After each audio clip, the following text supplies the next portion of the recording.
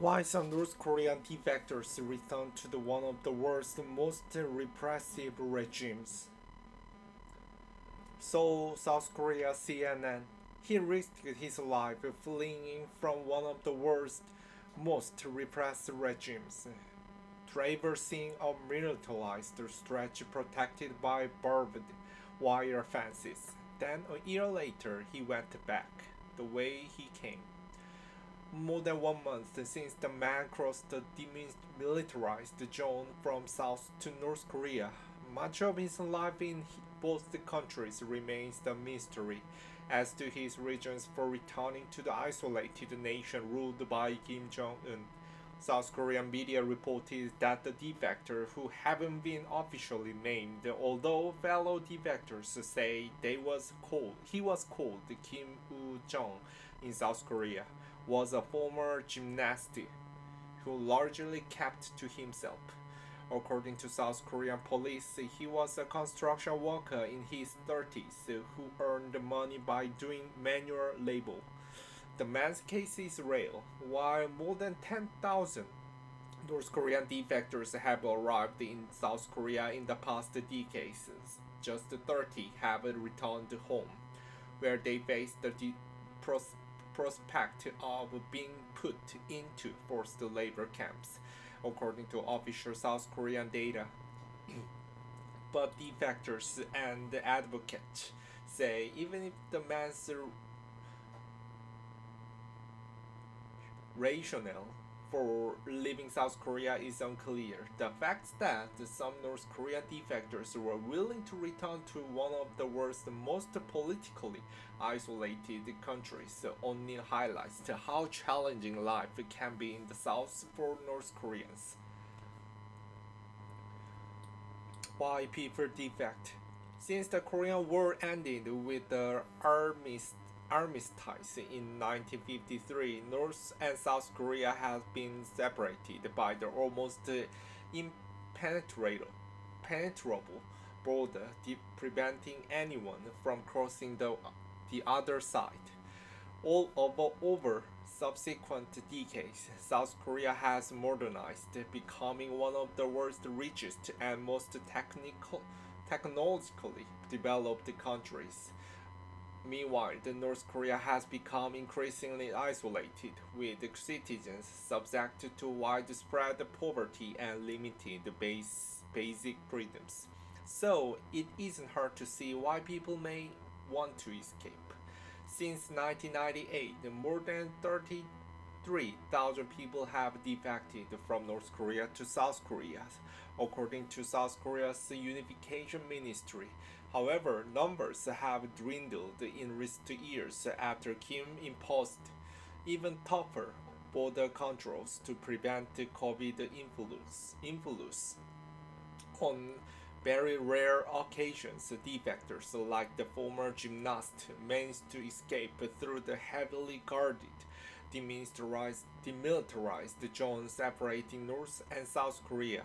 The vast majority, like defector Kang Chun-hyuk, flee over North Korea's lengthy border with China. Kang's family made the trip in 1998 when he was 12 years old, before finally making it to South Korea a few years later. The people gathered before the statues of late North Korea leaders Kim Il sung and Kim Jong il in 2021 to mark the 10th anniversary of Kim Jong il's death. In North Korea, Kang remembers barely having enough food to survive. Sometimes his family would make a single portion of the dry noodles into a meal that would feed him and his parents for a week. It wasn't worth going to school, so me and my classmates stole food like corn or potatoes, he said. According to a survey of 3,000 people released this year by the North Korean Refugees Foundation, food shortages are one of the most common motivations for defection, with nearly 22% saying that was why they had defected. The most common reason given at 23% was the people didn't like being controlled or monitored by the North Korean regime. Once they arrived in South Korea, there were measures in place to support them. Defectors undergo a compulsory 12-week education session to help them adjust to life in their new home. They're given financial support and accommodation and success to healthcare and employment services. But even so, life for defectors is often a struggle. Finding work and fitting in. Before Kang Na-ra, no relation to Kang Chun-hyuk, defected in 2014 as a teenager. She thought her life in South Korea would mirror the K-dramas she watched in secret in the city of Cheongjin. But South Korea was a far cry from the romantic world she'd seen on screen. Kang Nara's mother defected before her. She does not want to say why, but their life together in South Korea was not what she hoped. The North Korea border county of Kaepung from the South Korean observatory at the southern boundary of the demilitarized zone called the DMZ, dividing the two Koreas. Her mother worked long hours and was often away from home, dancing in the North Korean defectors, performing group to make ends meet. Although Kang Na-ra spoke the same language, she was lonely and had few friends in South Korea. Another defector who asked not to be named or further identified for fear of repercussions for his family remaining in North Korea said he was struggled with culture shock when he defected a few years ago. Even bright and colorful signs and abundance of English words used in language in South Korea made him feel uncomfortable. You don't see things like that in North Korea, said the defector. I didn't like many things in South Korea at first. He also said many defectors found it difficult to get a job. Statistics for 2020 released last year by South Korea's Unification Ministry found defectors had a higher unemployment rate than the general population, with 9.4% of defectors unemployed, compared with 4% of the general population in December 2020. Getting a good job is important, but even South Koreans who were raised and educated here find it difficult to get a decent job, he said. You can imagine how hard it can be for North Korean defectors. Mom and son defect from North Korea starved to death in South Korea. Kang Chun-hyuk's family was given a flat by the government when they made it to South Korea in 2001 after 3 years in China.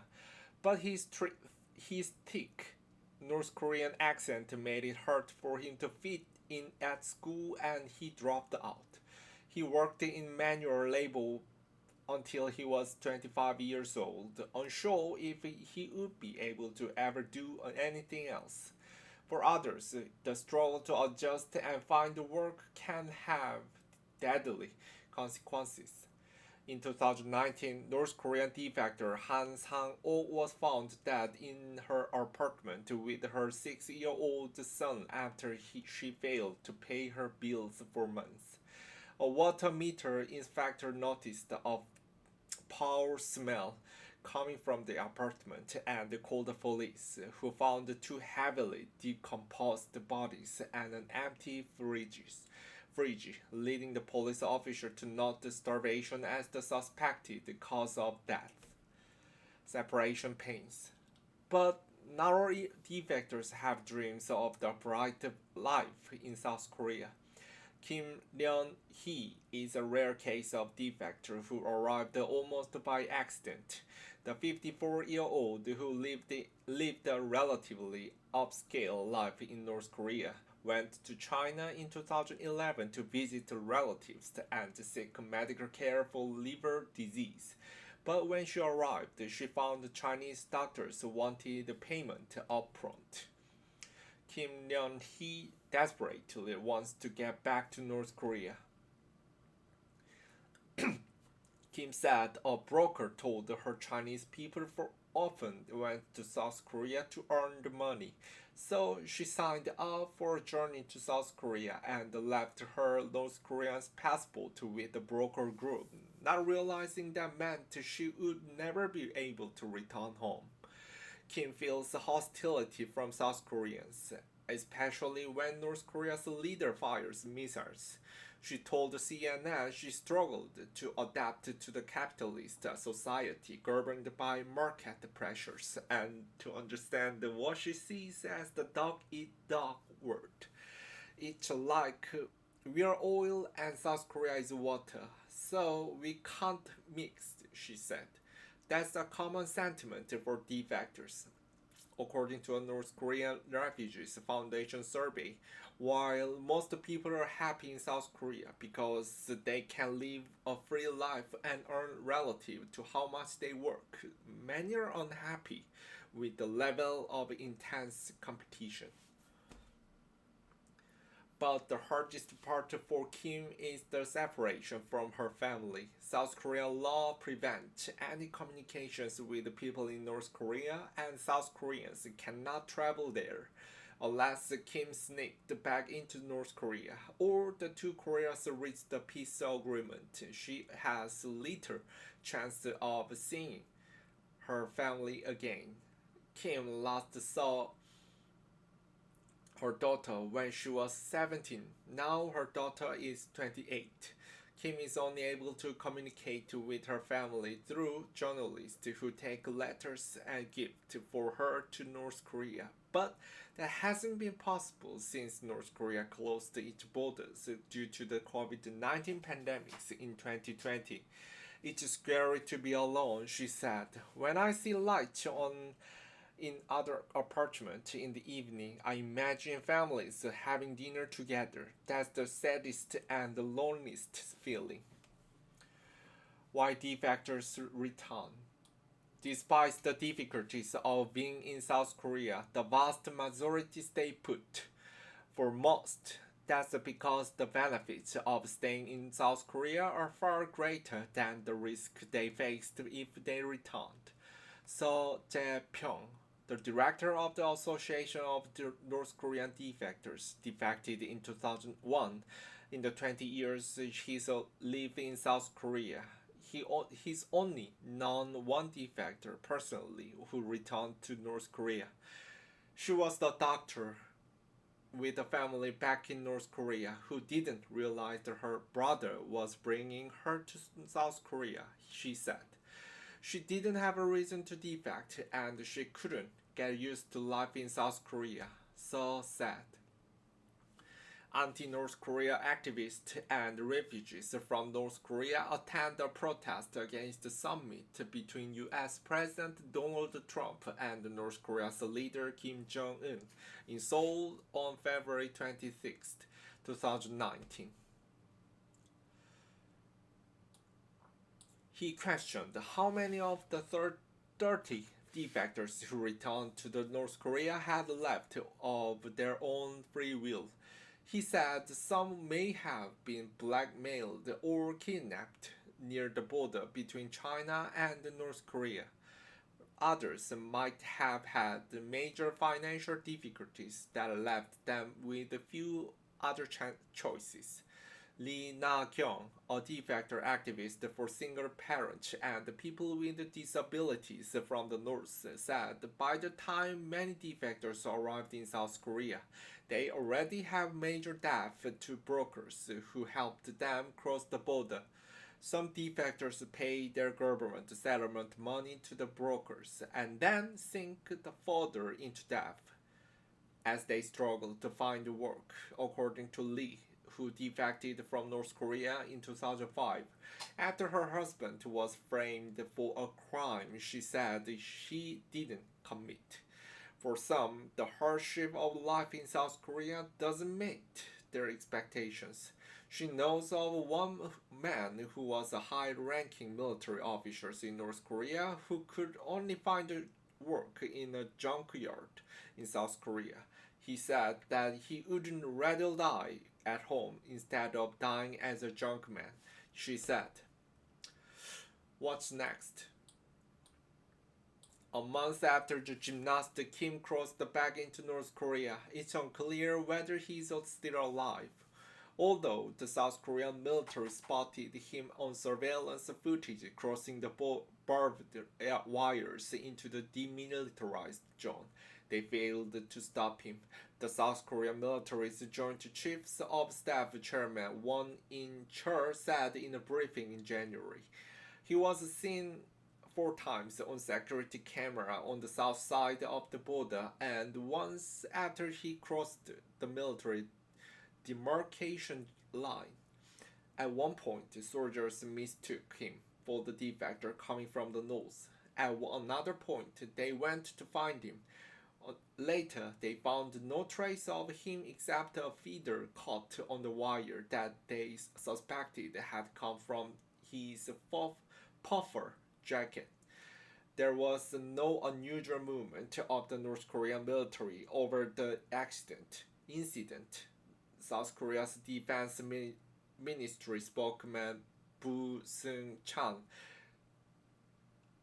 said last month at another briefing. And while North Korean state media has crowded about past defectors returning home, there has been no mention about last month's defector in state news publications.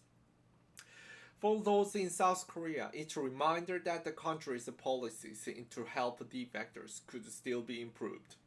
Last week, the South Korean government announced that it was launching a new team to improve the safety of defectors. Nothing that despite its current effort, some defectors were still experiencing difficulties settling into their society. But defectors' advocates were dubious about how effective those new steps would be, pointing out that support measures are in place. They just don't work. Kang Na-ra on her YouTube channel.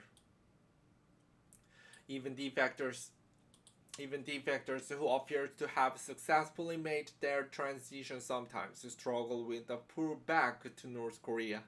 2 years after she defected, Kang Na-ra told her mother she wanted to go back, but she didn't want to risk her life after going through so much to get to South Korea.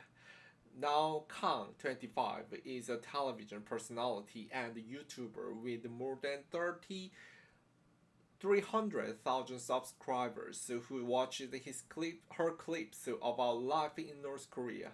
Her income is unstable, but at least she's enjoying life.